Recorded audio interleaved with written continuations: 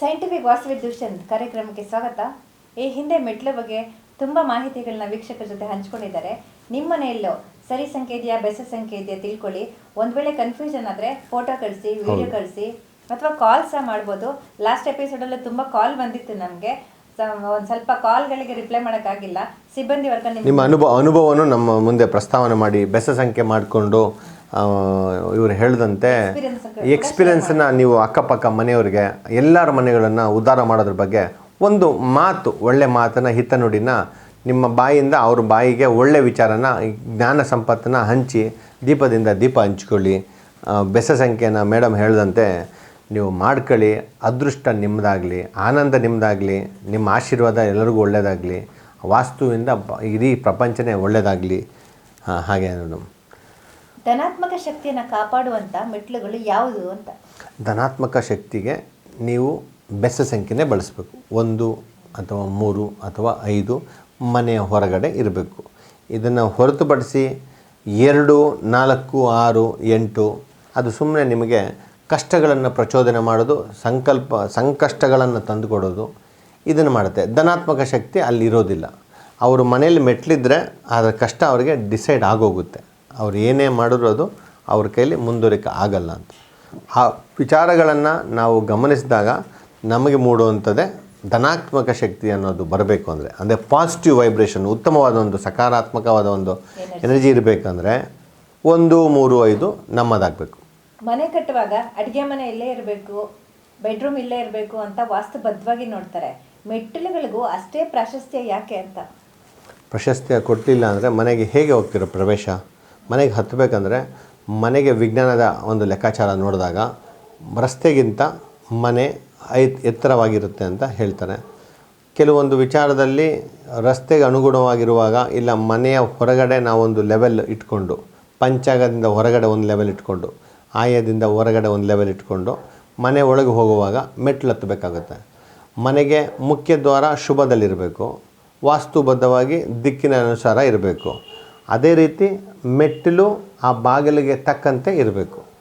ಆಗ ಆ ಪ್ರವೇಶಕ್ಕೂ ಒಂದು ಸಾರ್ಥಕತೆ ಅನ್ನೋದು ಹೇಳ್ಬೋದು. ಅದೇ ರೀತಿ ಬಾಗಿಲಿಗೂ ಒಂದು ಯೋಗ ಅಂತ ಹೇಳ್ಬೋದು. ಹಾಗಾಗಿ ಬಾಗಿಲಿನ ಅವಶ್ಯಕತೆಯಲ್ಲಿ ಬಾಗಿಲ ಮುಂದೆ ಸೋಪಾನ ವಾಸ್ತುಬದ್ಧವಾಗಿ ಬೆಸ ಸಂಖ್ಯೆಯಲ್ಲೇ ಇರಬೇಕು. ಮತ್ತು ನೀವು ಹೇಳಿದ್ರಿ ಹಂತ ಹಂತವಾಗಿರೋದು ಮೆಟ್ಟಿಲು.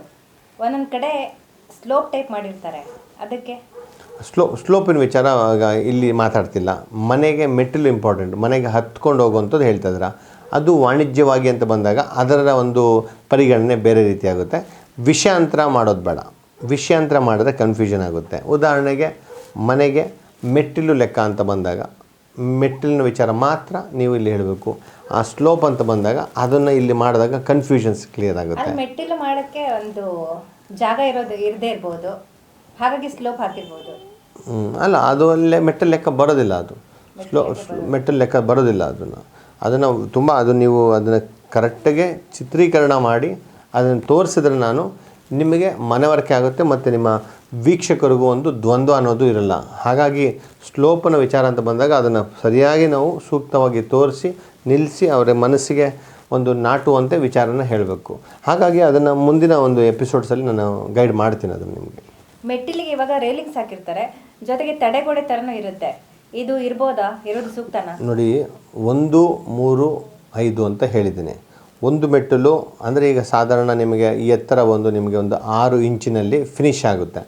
ಅದೇ ರೀತಿ 9 ಇಂಚಿನವರೆಗೂ ಅದು ವಿಸ್ತೀರ್ಣ ಆಗಿರುತ್ತೆ. ಮತ್ತು ನಿಮಗೆ ಅನುಕೂಲಕ್ಕಾಗುವಂತೆ ಬಾಗಿಲ ಎದುರಿಗೆ ಮಾಡ್ತಾರೆ. ಇದು ರೇಲಿಂಗ್ಸ್ ಹಾಕಬೇಕು ಅಂದರೆ ಒಂದು ಮನುಷ್ಯನಿಗೆ ಗ್ರಿಪ್ ಹಿಡ್ಕೊಂಡು ಹತ್ತಲಿಕ್ಕೆ ಕಷ್ಟ ಆಗಿರೋರಿಗೆ, ಹತ್ತೋರಿಗೆ ತುಂಬ ಎತ್ತರದಲ್ಲಿದ್ದರೆ ಮನೆ ರೇಲಿಂಗ್ಸ್ನ ಒಂದು ಸರ್ವಸಾಮಾನ್ಯ ಅವಶ್ಯಕತೆ ಇರುತ್ತೆ. ಇಲ್ಲವಾದರಲ್ಲಿ ಡೈರೆಕ್ಟಾಗಿ ನೇರವಾಗಿ ರೇಲಿಂಗ್ಸ್ ಇಲ್ಲದೆ ಹತ್ತೋದು ನಡೀತದೆ.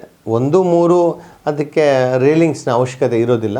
ಹಾಗಾಗಿ ಹಿರಿಯರು ಹತ್ತುವಾಗ ನೋಡ್ಕೊಂಡು ಹತ್ತಲಿ ಅಂತ ಒಂದು ರೇಲಿಂಗ್ಸ್ ಹಾಕಿದ್ರೆ ಅದರಲ್ಲಿ ವಾಸ್ತು ದೋಷ ಇರಲ್ಲ, ಅದರಲ್ಲಿ ವಾಸ್ತು ಭಿನ್ನ ಅಂತ ಏನೂ ಎಲ್ಲೂ ಬರೆದಿಲ್ಲ. ಅದನ್ನು ನೀವು ಹೇಳಿದ್ರಿ ಈಗಾಗಲೇ ಅರ್ಧ ಚಂದ್ರಾಕೃತಿ ಇರಬಾರ್ದು, ಆಯತಾಕಾರದಲ್ಲೇ ಮೆಟ್ಟಿಲು ಇರಬೇಕು ಅಂತ.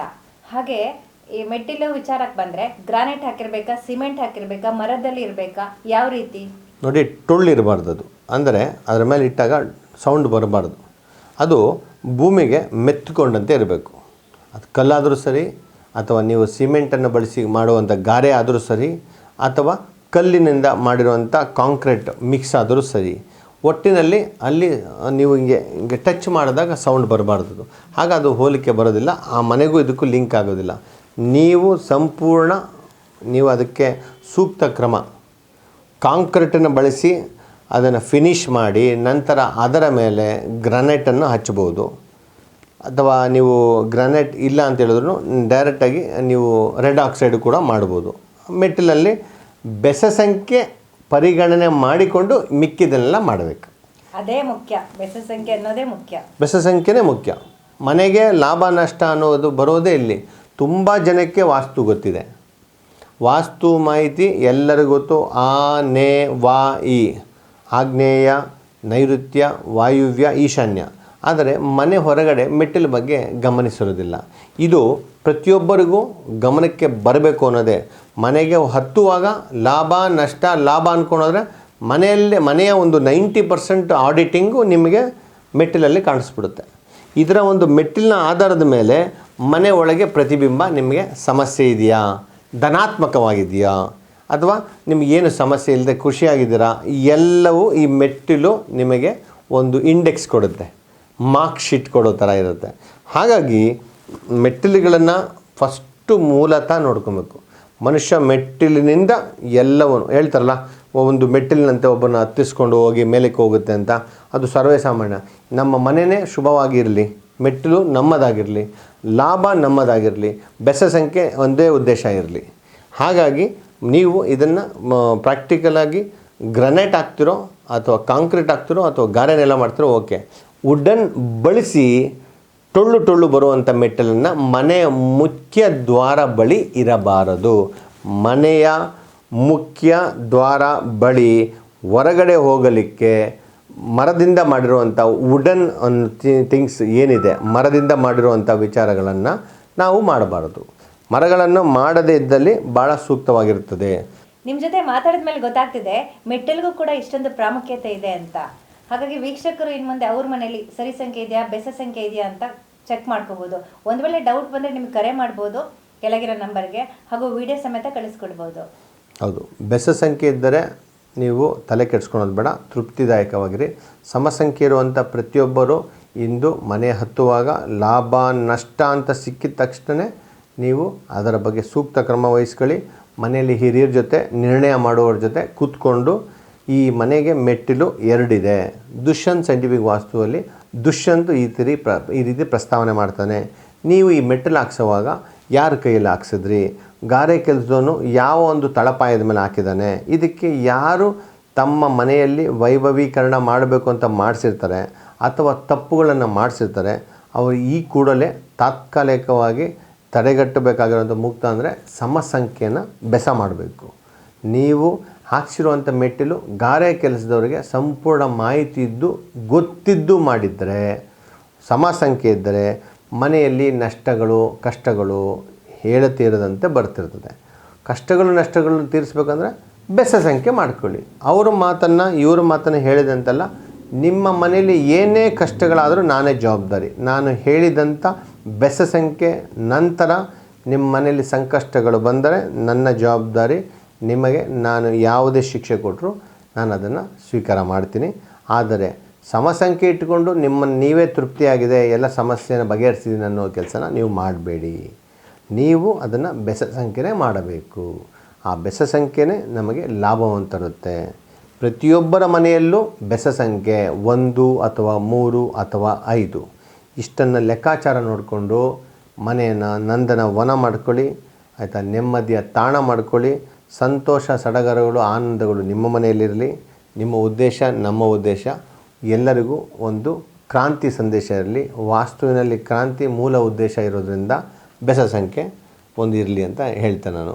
ನಿಮ್ಮ ಮನೆಯೂ ನಮ್ಮ ಮನೆಯೂ ಪ್ರತಿಯೊಬ್ಬರ ಮನೆಯೂ ಬೆಸ ಸಂಖ್ಯೆನೇ ಇರಬೇಕು. ಮೆಟ್ಲಲ್ಲಿ ರಂಗೋಲಿ ಹಾಕಿರ್ತಾರೆ, ದೇವ್ರ ಚಿತ್ರ ಸಮೇತ ಹಾಕಿರ್ತಾರೆ, ಹಾಕಬಹುದಾ? ಅಲ್ಲ ನೋಡಿ, ಜ್ಞಾನ ಅನ್ನೋದು ಹೇಗಿದೆ ಅಂದರೆ ತುಳಿದಾಡಿದ್ರೆ ಒಂಥರ ಮನಸ್ಸಿಗೆ ನೋವಾಗುತ್ತೆ. ಹಾಗಾಗಿ ತುಳಿಯದಂತೆ ನೋಡಿಕೊಳ್ಳುವಂಥ ಪರಿಜ್ಞಾನ ಇದ್ದು ಅದಕ್ಕೆ ಮನೆಯಲ್ಲಿ ಎಲ್ಲರೂ ಜಾಗೃತ ಮೂಡಿಸ್ಕೊಂಡು ರಂಗೋಲಿ ಹಾಕಿದ್ದೀನಿ ಕಣಪ್ಪ, ತುಳಿದಾಡಿದ್ರೆ ಓಡಾಡಿ, ಆಯಿತಾ. ನಾಯಿಗಳು ಇಟ್ಕೊಂಡಿರ್ತಾರೆ ಕೆಲವರು, ಆಯಿತಾ. ಇನ್ನು ಕೆಲವರು ಸಿಲಿಂಡರ್ನ ಹಾಗೆ ತೊಗೊಂಬರಕ್ಕೆ ಬರ್ತಾರೆ, ಕೆಲವರು ಚಪ್ಪಲಿ ಹಾಕ್ಕೊಂಡು ಓಡಾಡ್ತಾರೆ. ಹಾಗೆ ಇನ್ನು ಕೆಲವರು ಮನೆಗೆ ಬರುವಂಥ ಗೆಸ್ಟ್ಗಳು, ಇವರೆಲ್ಲರನ್ನೂ ನೋಡ್ಕೊಳೋ ನಿಟ್ಟಿನಲ್ಲಿ ನೀವು ರಂಗೋಲೆ ಮತ್ತು ಈ ಥರ ಏನೇ ಒಂದು ಶುಭವಾದ ವಸ್ತುಗಳನ್ನ ಚಿಹ್ನೆಗಳನ್ನು ಹಾಕುವುದಾದರೆ ಅದನ್ನು ನೋಡಿಕೊಂಡು ದಾಟಿಕೊಂಡು ಪರಿಗಣನೆ ಮಾಡಿಕೊಂಡು ನಿಮ್ಮಷ್ಟಕ್ಕೆ ನೀವೇ ಜಾಗೃತರಾದರೆ ಅದರಲ್ಲಿ ಏನು ದೋಷ ಇಲ್ಲ.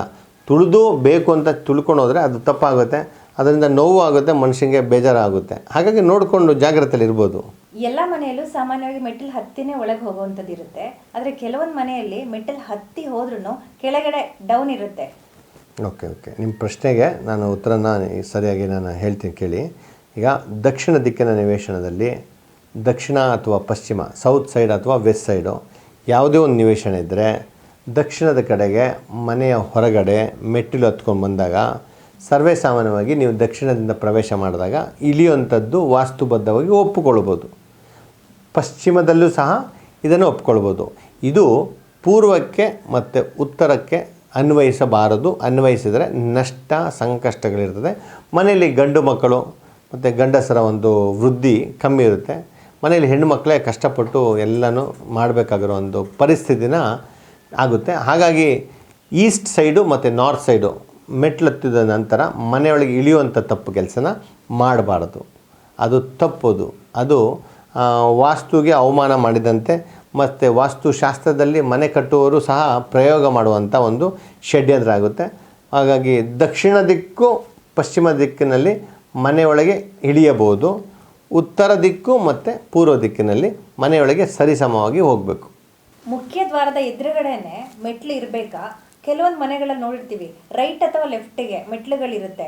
ಅದರಲ್ಲೂ ಇಲ್ಲಿ ಒಂದಿದ್ರೆ ಈ ಕಡೆ ಎರಡಿರುತ್ತೆ. ಇದು ಕನ್ಸಿಡರ್ ಮಾಡ್ಬೋದಾ? ನೋಡಿ, ಅದರಲ್ಲಿ ಒಂದಿದ್ದು ಈ ಕಡೆ ಎರಡಿರೋದು ತಪ್ಪು. ಒಂದು ಮೆಟ್ಲು ಒಂದು ಕಡೆ ಇದ್ದು 3 ಮೆಟ್ಲು ಇನ್ನೊಂದು ಕಡೆ ಇದ್ದರೆ ಅದು ಬೆಸ ಸಂಖ್ಯೆ ಸಂಕೇತ. ಮತ್ತೆ ಇನ್ನೊಂದು ಪ್ರಶ್ನೆ, ಮುಖ್ಯ ದ್ವಾರದ ಎದುರಿಗೆ ಮೆಟ್ಲು ಇರೋದಿಲ್ಲ, ರೈಟ್ ಮತ್ತೆ ಲೆಫ್ಟಿಗೆ ಇರುತ್ತೆ. ಮುಖ್ಯ ದ್ವಾರಕ್ಕೆ ಮೆಟ್ಲು ಇರಬೇಕಾ ಅಥವಾ ಇರಬಾರ್ದಾ? ಅದನ್ನು ನೀವು ಗಮನಿಸಿ ಸರಿಯಾದ ವಿಡಿಯೋನ ತೋರಿಸ್ತಾ ಎಕ್ಸ್ಪ್ಲೈನ್ ಮಾಡಿದ್ರೆ ಮನುಷ್ಯನಿಗೆ ಅರ್ಥ ಆಗೋ ಥರ ಹೇಳ್ಬೋದು. ನಾನು ಹೇಳುವಂಥ ರೀತಿಯಲ್ಲಿ ಗ್ರಹಿಸುವಂಥ ಒಂದು ಅಂಶ ಸ್ವಲ್ಪ ಕಷ್ಟ ಆದಾಗ ಅವರಿಗೆ ದ್ವಂದ್ವ ಆಗುತ್ತೆ. ನಾನು ಹೇಳಿದ್ದೇ ಬೇರೆ ರೀತಿಯಲ್ಲಿ ಅದು ಅನುಕರಣೆ ಆದಾಗ ಸಂವಹನಕ್ಕೆ ಒಂದು ತೀಕ್ಷ್ಣ ಸ್ವರೂಪ ಸಿಗದೆ ಒಂದು ಸಮಸ್ಯೆಗೆ ಆಗುವಂಥ ಸಮಸ್ಯೆ ಇರುತ್ತೆ. ಮೆಟ್ಟಿಲನ್ನು ವಿಡಿಯೋ ನೋಡಿಸಿದ್ರೆ ನಿಮಗೆ ಪ್ರತ್ಯೇಕವಾಗಿ ಪ್ರತಿಯೊಬ್ಬರದ್ದು ನಾನು ಟೈಲರ್ ಮೇಡು ಕಸ್ಟಮೈಸ್ ಆಗಿ ನಾನು ಗೈಡ್ ಮಾಡ್ಬೋದು. ನೇರ ಪ್ರಶ್ನೆ, ಮುಖ್ಯ ದ್ವಾರಕ್ಕೆ ನೇರವಾಗಿ ಮೆಟ್ಲು ಇರಬೇಕಾ ಇರಬಾರ್ದಾ? ಇರಬೇಕು. ಇರಲೇಬೇಕು. ರೈಟ್ ಅಥವಾ ಲೆಫ್ಟ್ ಮೆಟ್ಲು ಇರಬಾರ್ದು. ದುಷ್ಯಂತ್, ಈಗ ಮೆಟ್ಲು ಒಂದೊಂದು ಅಳತೆಯಲ್ಲಿ ಇರುತ್ತೆ.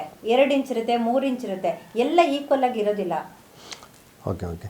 ಯೋಜನೆಗಳನ್ನು ಮಾಡುವಾಗ, ನೀಲಿ ನಕ್ಷೆ ಮಾಡುವಾಗ ವಾಸ್ತು ಸಲಹೆಗಾರನನ್ನು ಸಂಪರ್ಕಿಸಿ ಉದ್ದ, ಅಳತೆ, ಆಯವನ್ನು ಆಯತಕಾರನ ಮಾರ್ಗದರ್ಶನ ಮಾಡಿಕೊಂಡಾಗ ಇಲ್ಲಿ ಮಾಡುವಂಥ ತಪ್ಪು ಕೆಲವು ಒಂದು ವ್ಯತ್ಯಾಸಗಳು ಏನಿದೆ ಅದು ಸರಿಪಡಿಸ್ಕೊಳ್ಳೋಂಥದ್ದು ವಾಸ್ತುಶಾಸ್ತ್ರದ ಸಲಹೆಗಾರರಿಗೆ ಗೊತ್ತಿರುತ್ತೆ. ಆ ಸಲಹೆಗಾರನ ಹೊರತುಪಡಿಸಿ ಇವರೇ ಒಂದು ಪ್ರಯೋಗ ಮಾಡಿದಾಗ ಈ ಥರ ಒಂದು ಅರ್ಧಂಬರ್ಧ ಒಂದು ತಪ್ಪುಗಳನ್ನು ಆಗುತ್ತೆ. ಅಲ್ಲಿ ಸರಿಪಡಿಸೋಕ್ಕಾಗದಂಥ ಒಂದು ಕಷ್ಟದ ಸಂಕೋಲೆಗೆ ಅವ್ರು ಸಿಕ್ಕಾಕೊತಾರೆ.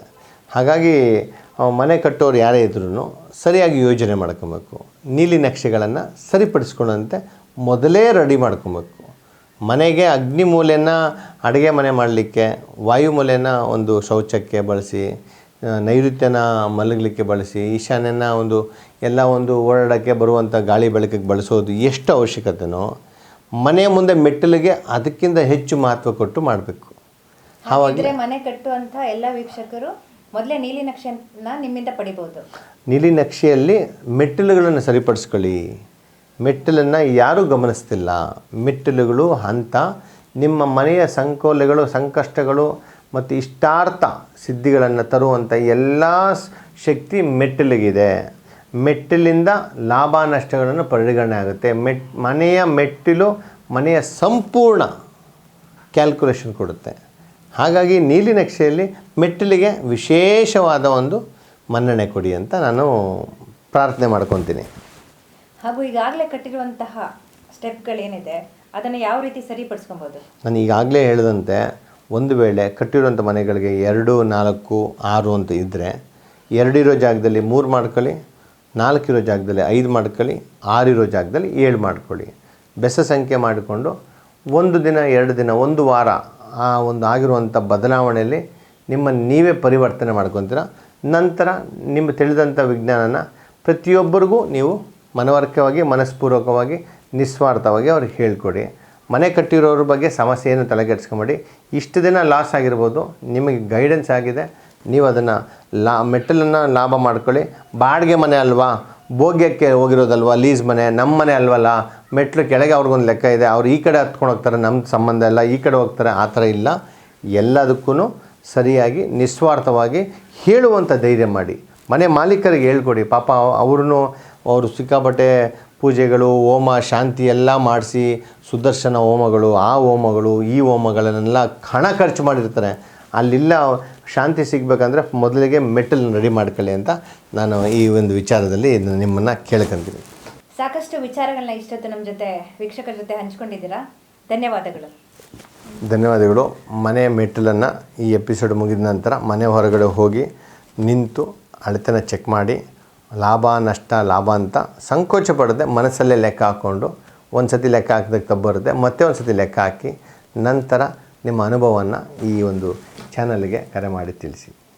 ನೋಡಿದ್ರಲ್ಲ ವೀಕ್ಷಕರೇ, ಮೆಟ್ಟಿಲುಗಳಿಗೆ ಸಂಬಂಧಪಟ್ಟಂತೆ ಯಾವುದೇ ರೀತಿಯ ಸಮಸ್ಯೆಗಳಿದ್ರೂ ಸಹ ಕೆಳಗಿನ ನಂಬರ್ಗೆ ಕರೆ ಮಾಡಿ, ಹಾಗೂ ನೀಲಿ ನಕ್ಷೆ ಬೇಕಾದಲ್ಲಿ ನಮ್ಮನ್ನು ಸಂಪರ್ಕಿಸಿ ಅಂತ ಹೇಳ್ತಾ ಇವತ್ತಿನ ಕಾರ್ಯಕ್ರಮ ಇಲ್ಲಿಗೆ ಮುಕ್ತಾಯವಾಗ್ತದೆ.